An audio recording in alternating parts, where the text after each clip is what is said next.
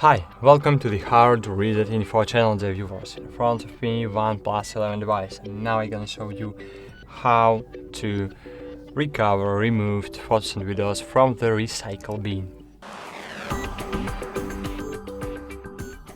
For example, you have Photos, Google Photos application, and you have normal Photos application. As you can see, I have no photos here, so I need to take a photo. So I need to open my camera and I need to take some photo. Great. Now, in the Photos application, I have these photos, and when I will remove any of this photo, delete, I will have this photo in recently deleted in albums.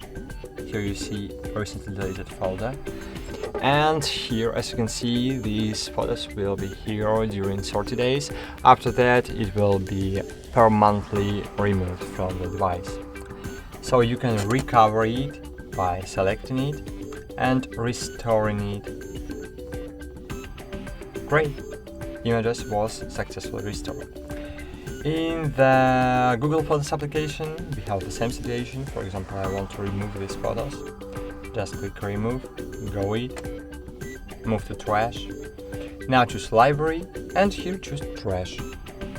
Here choose photos you want to recover, and to choose any photos, you just need to press and hold on one photo and drag it to the other.